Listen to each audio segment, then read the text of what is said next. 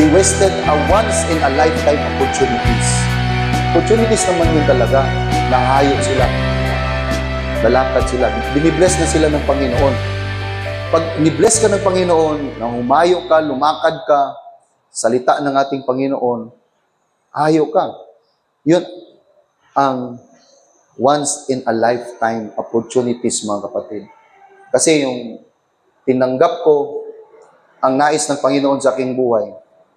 Pero kahit nasasaktan tayo, meron naman talagang plano ang Panginoon na mas lalago pa. Amen? Itong mga puso't damdamin natin, nasasaktan tayo, pero meron namang kabutihan na gawa ang ating Panginoon. This is a once in a lifetime opportunities. Kasi kung hindi ko kayo iniwan doon, pastor, at saka hindi mo tinanggap, sabi ko nga kang pastor, kay Pastora Lovely, ako nga, dawata lang ngayon ni Love. Kaya di magiging sila musugot, and 3 times mo mag-abot yun. Dili ko sila mo dawat. Dili lagi mo magmahay. Ako mong ibilin sa nindot nga buluhaton, o inyo po kong ihatod sa nindot nga buluhaton.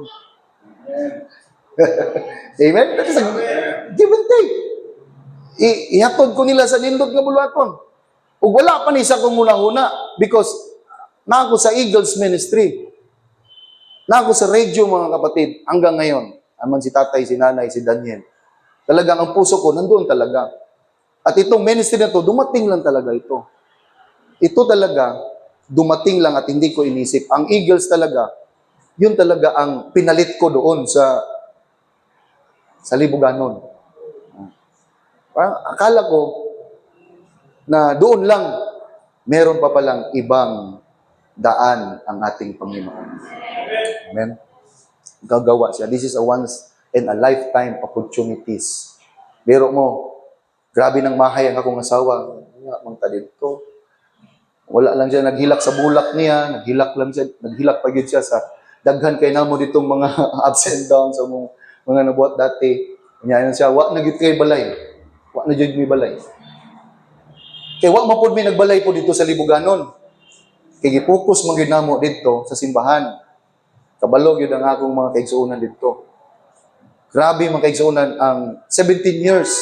Wala gid mi nagbalay. Dito gid mi na himo og parsonage. Kaya ni anak akong asawa sa paghimo tagbalay anak ko kung dili nato puy-an ang simbahan, dili ta panalanginan. Anak ko, karon anak ko ba? Tama ba ko? Pag abot sa panahon mga kaigsuunan, kasi sige nagmahay akong asawa, sige na siya gihilak sa kuha. Nganong hindi decision ka ginato yung anak. Anak ko, sige lang, kay naman plano ang Ginoo. Na ay mas dako na plano ang Ginoo. Kay naghimo siya kog galingon yang dalan, unsa magpalit ko, magkuha ko yuta dito sa inyo Korilya. Sagdan na po nako siya kaysa manghilak siya. Oh, hulog-hulugan to niya eh. 30,000 a month. Karon wala na. Kay diyan gusto gyud. Masagdan na nako siya.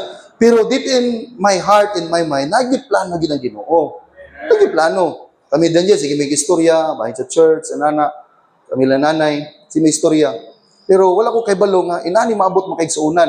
And then, pagka March 14, na si Pastorain saan, nagpaduol may ila coach, o Ma'am Jenny, 14, pagka 16, naghimo na may pagsimba din Dali-dali lang yun kaayo.